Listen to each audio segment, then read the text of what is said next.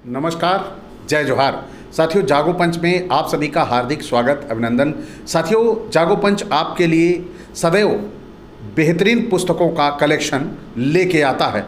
इसी संदर्भ में आज भी आपके लिए बड़ी ही बेहतरीन पुस्तक, जो बहुत ही जिसे बोलेंगे जानकारीपूर्ण, या यूँ कहे कि हमारे महापुरुषों द्वारा हमें एक जिसे बोलते हैं कि बौद्धिक गिफ्ट, वो आप सभी के सामने मैं प्रस्तुत करने जा रहा हूँ, जो हमारे महापुरुषों द्वारा हमें मिला है। तो ये पुस्तक है ब्राह्मण महिमा क्यों और कैसी। ये पुस्तक माननीय श्रद्धेय राम स्वरूप वर्मा जी द्वारा लिखी गई है, और इस पुस्तक में उन्होंने एक बड़ी ही बेहतरीन कलेक्शन जो दिया है वो उनके पत्र का है। उन्होंने एक पत्र लिखा था जो उस समय पदेन राष्ट्रपति थे, उनको पत्र लिखा था कि कैसे एक पौराणिक पुस्तक हमारे संविधान के मूल्यों से छेड़छाड़ करती है। तो आइए देखते हैं कौन सी ये पुस्तक है। तो साथियों, ये जानना बहुत ज़रूरी है क्योंकि ये पत्र बहुत ही महत्वपूर्ण है। आज का वीडियो हो सकता है थोड़ा सा लंबा हो, क्योंकि हमारे श्रद्धेय राम स्वरूप वर्मा जी बड़े ही सामाजिक और वैचारिक योद्धा थे, और ऐसे वैचारिक योद्धा का एक एक शब्द हमारे लिए बहुत ही महत्वपूर्ण है। यूँ समझिए कि ये हमारे लिए ऑक्सीजन का काम करेगा यदि हमने इनकी बातों को समझ लिया तो। चलिए चलते हैं, इन्होंने पत्र कैसा लिखा। इन्होंने पत्र जो लिखा, सबसे पहले वो किसके लिखे लिखा, क्यों लिखा, यह आपको मैं पहले बता देना चाहता हूँ। संविधान विरोधी ग्रंथ रामचरितमानस के चतुशताब्दी समारोह समिति के संरक्षक, भारत के राष्ट्रपति महामहिम वीवी गिरी को 18 जून 1970 को माननीय वर्मा जी द्वारा लिखा पत्र। ये पत्र जो है इस पुस्तक ने छापा हुआ है। प्रेषक रामस्वरूप वर्मा, MLA लखनऊ, और सेवा में श्री वीवी गिरी, महामहिम राष्ट्रपति भवन नई दिल्ली। तो साथियों, इसमें हमारे महापुरुष क्या कह रहे हैं? कह रहे हैं कि मान्यवर तुलसी चतुशताब्दी मनाने का आयोजन देश में किया जा रहा है।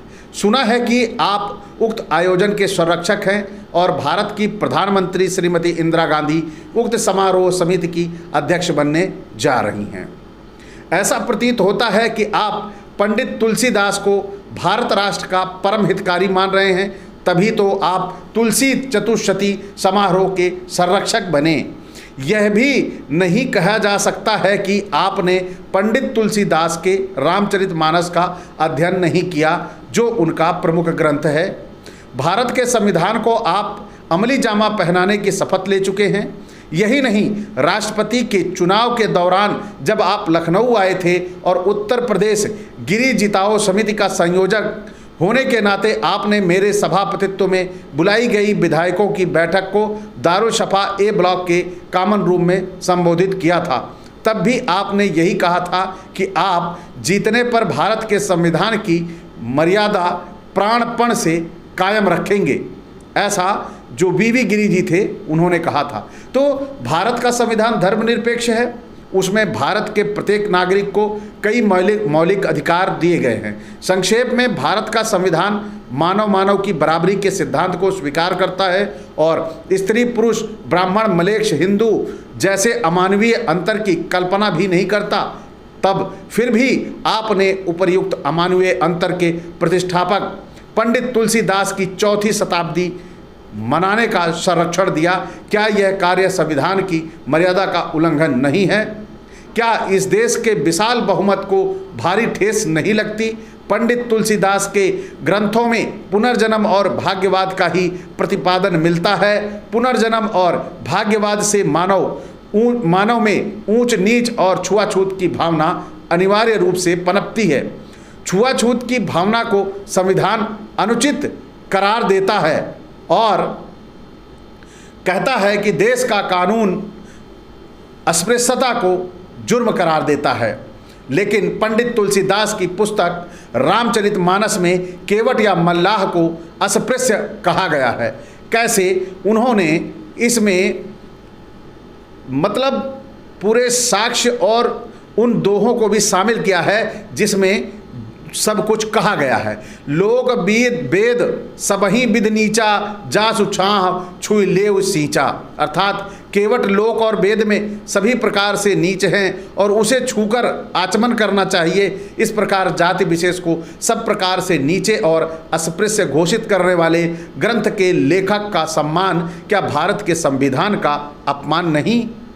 तो आगे फिर लिखते हैं, आज भारत का संविधान किसी जाति को अधम या पापी कहना जुर्म मानता है।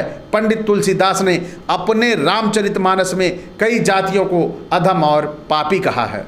जे वर्णाधम तेली कुम्हारा स्वपच किरात कोल कलवारा अभीर यमन किरात खस स्वपचादि अति अधरूपजे, यानी अर्थात तेली, कुम्हार, भंगी, बहेलिया, कोल, कलवार, अधम वर्ण के लोग ये सभी पापी कौमें हैं, क्योंकि अहीर, मुसलमान, बहेलिया, खटिक, भंगी आदि को पापी कौम बताया गया है, जिसमें किरात और स्वपच उभयनिष्ठ हैं। इससे अधम वर्ण और पापी कौमें एक ही अर्थ में प्रयुक्त हुई प्रतीत होती हैं। एक ओर भारत का संविधान भारत के समेत समस्त नागरिकों को समान माने और इसे अमल में लाने के लिए आप चुने गए हो, दूसरी ओर रामचरितमानस आप उसे सम्मान प्रदान करने के लिए संरक्षण दे।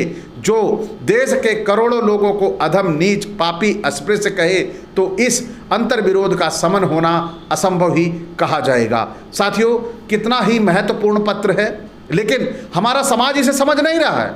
हमारा समाज क्या कर रहा है? आज जाके पूरा का पूरा जो भाजपा का कुनबा खड़ा है उसमें पूर्ण बहुमत में ओबीसी एससी के सांसद हैं, लेकिन ये सभी के सभी बड़ी लंबी जीभ निकालकर तलवा चाटने में मगन हैं और उन्हें उसी में आनंद आ रहा है। वो आकर इधर संविधान की मजबूती का काम नहीं कर रहे हैं। आगे क्या लिखते हैं ये भी बड़ा ही मतलब विचारणीय विषय बिंदु है, लेकिन फिर भी हमारे समाज के लोग ये सब सोचने को थोड़ा सा भी मतलब अपने दिमाग पर जोर नहीं डालते।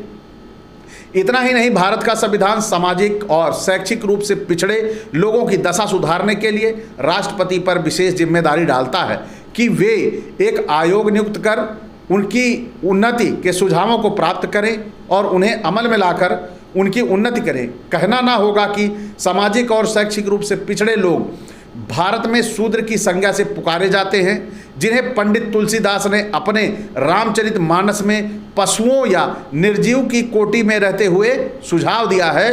क्या सुझाव दिया है? ढोल गंवार शूद्र पशु नारी ये सब ताड़न के अधिकारी, यानी कहाँ ढोल और पशु और कहाँ शूद्र और नारी, इनको समान कोटि में रखकर अकारण पिटाई करने का अधिकार सवर्णों के हाथों में देना किस संविधान की मर्यादा का पालन हो सकता है? एक और शूद्रों को ढोल और नारी को पशु के बराबर कहकर उनकी अकारण पिटाई का फतवा दे और रामचरितमानस में राम के मुख से कहलवाएं, सुनु गंधर्व कहूँ मैं तो ही मोह सुहाय ब्रह्म कुल द्रोही सापत ताड़त पुरुष कहंता विप्र पूज्य अस गावई संता। तो देखिए किस तरह की बातें इन्होंने यहाँ पर लाके लिख दी हैं। लेकिन जो हमारे महामना थे, इन्होंने इन सब चीज़ों को लेकर राष्ट्रपति को पत्र बहुत ही मार्मिक लिखा था, लेकिन ये समझ कैसे आता। लेकिन यहाँ पर जो अभी आपने दोहा सुना उसका अर्थ जानिए। अर्थात भगवान को ब्राह्मण कुल का द्रोह खलता है और उनका कहना है कि ब्राह्मण चाहे श्राप दे, मारे या गाली दे, फिर भी उनकी पूजा की जानी चाहिए। शूद्र और स्त्री को तो अपनी मौज या गुस्सा उतारने के लिए जब चाहे पीटो, लेकिन बदतमीज और कानूनी अपराध करने वाले ब्राह्मण की पूजा करो। क्या ऐसे ग्रंथ के पढ़ने से या ऐसे ग्रंथ के लेखक की प्रतिष्ठा करने से देश की स्त्रियों, शूद्रों, दलितों, मुसलमानों को गहरी ठेस नहीं लगेगी? अवश्य लगेगी, और तब और भी लगेगी जब यह कार्य भारत के संविधान का कार्यान्वयन कराने वाले राष्ट्रपति के संरक्षण में हो। पंडित तुलसीदास शूद्र को शिक्षा देना ऐसा ही समझते हैं जैसे सांप को दूध पिलाना। यानी शूद्र सांप है और शिक्षा दूध। जनश्रुति के अनुसार सांप को दूध पिलाने से वह अधिक विषैला हो जाता है। उसी प्रकार पंडित तुलसीदास के अनुसार शूद्र विद्या पाने से अधिक खतरनाक हो जाता है। रामचरितमानस के काकभुसुंडी गरुड़ संवाद में काकभुसुंडी पूर्व जन्म में शूद्र होने की बात कहते हुए कहता है, अधम जाति में विद्या पाए भयों जथा अहि दूध पियाए। यानी भारत का संविधान अनिवार्य शिक्षा लागू करने का संकल्प लेता है और पंडित तुलसीदास शूद्र को विद्या पढ़ाना खतरनाक बताते हैं। दोनों का मेल कैसे बैठेगा? सरकारी नौकरियों में, अदालत या अन्य किसी सार्वजनिक स्थान या कार्य में जाति, लिंग, धर्म आदि के आधार पर कोई भेदभाव नहीं किया जाएगा, ऐसा भारत का संविधान कहता है। किंतु पंडित तुलसीदास अपने रामचरितमानस में यह व्यवस्था देते हैं कि पूजहि विप्र सकल गुणहीना शूद्र न गुणगण ज्ञान प्रवीणा।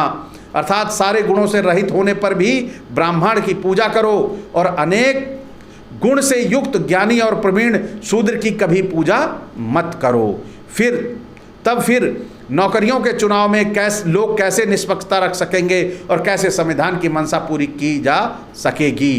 भारत का संविधान तो गिरे हुए लोगों को उठाने का निर्देश करता है और पंडित तुलसीदास का महाग्रंथ उनको अकारण पीटने, अपढ़ रखने और तिरस्कार करने का फतवा देता है। नारी को पशु की श्रेणी में रखकर गुस्सा आने पर उसकी पिटाई करने का फतवा ऊपर पंडित तुलसीदास दे ही चुके हैं।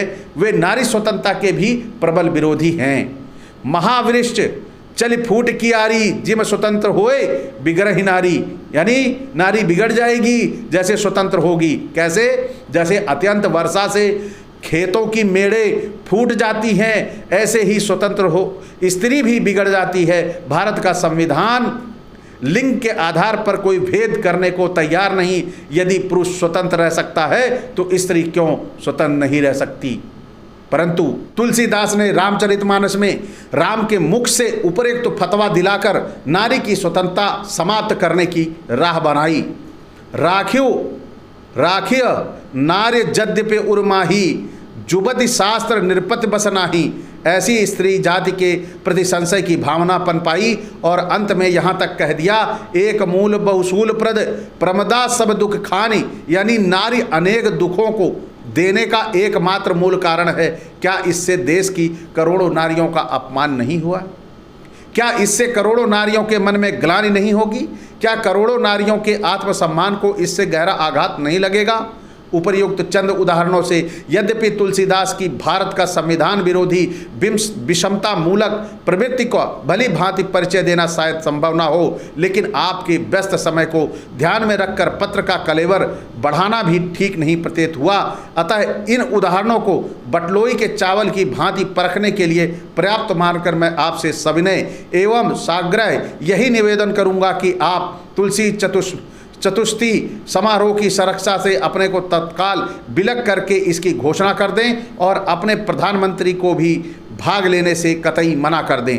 यद्यपि मैं उनको भारत के करोड़ों अर्जकों की ओर से पत्र लिख रहा हूं, तथापि आप उन्हें भाग लेने से अवश्य विरत कर दें तथा राजकीय कोष की गाढ़ी कमाई का एक पैसा भी उक्त समारोह में ना दें। हो सकता है ब्राह्मणों को गौरव दिलाने के लिए भगीरथ प्रयत्न करने वाले पंडित तुलसीदास की चतुष्टी समारोह का संरक्षक आपको ब्राह्मण होने के कारण बनाया गया हो, ताकि आप उनके प्रयास के लिए अपना आभार प्रकट कर सकें। किंतु यह आपके महिमा में पद के सर्वथा विपरीत होगा। जिन्होंने आपको वर्ग विहीन समाज के निर्माण का प्रयास करने वाले समझकर राष्ट्रपति बनाने में मत दिया था, उनको महान क्लेश एवं क्षोभ होगा। आशा है कि आप अपने समर्थकों के लिए अकारण ऐसे क्लेश एवं क्षोभ न आने देंगे और भारत के राष्ट्रपति पद के अनुरूप आचरण कर पद को गौरवान्वित करेंगे। आपका रामस्वरूप वर्मा, बंगला नंबर 3, दारुल सफा, लखनऊ, उत्तर प्रदेश। साथियों, कितना ही महत्वपूर्ण ये पत्र है और इस पत्र की अगर हम बात करें तो वास्तव में गली गली रामचरितमानस का पाठ होना संविधान को अपमानित करना है और भारत के नागरिकों को भी घोर अपमानित करने जैसा काम है। यदि किसी को जातिगत अपमान या जातिगत पीड़ा होती है तो तुरंत भाग के जाता है, तो वहाँ होता है FIR होती है कि जात के आधार पर कोई किसी का शोषण नहीं कर सकता। लेकिन आपने देखा यहाँ पर किस प्रकार से रामचरितमानस में तुलसीदास ने एक एक जातियों को ढंग ढंग से धोया है, उन्हें किस तरह से नीच और किस तरह से उनको अपमानित करने का काम किया है, ये आपके सामने है। तो साथियों, आप सभी मान्य वर्मा जी के इस पत्र को किस प्रकार से अंगीकृत करते हैं, स्वीकार करते हैं, यह कमेंट में ज़रूर बताइएगा। और यह पत्र हमारे समाज के लिए कितना महत्वपूर्ण है, यह भी ज़रूर बताइएगा। ऐसे पत्र का हमारे घर, मतलब जो भी हमारे देश के नागरिक हैं, ऐसे नागरिकों के घर घर जाना चाहिए। उसमें जाना चाहिए कि आप जिम्मेदार हैं। आप अगर रामचरितमानस का पाठ करते हैं तो आप संविधान का अपमान करते हैं। कृपया इस अपमान से बचें। ऐसे पत्र हर घर में जाने चाहिए, तब जाकर हम रामस्वरूप वर्मा जी को अपनी सच्ची श्रद्धांजलि दे पाएंगे।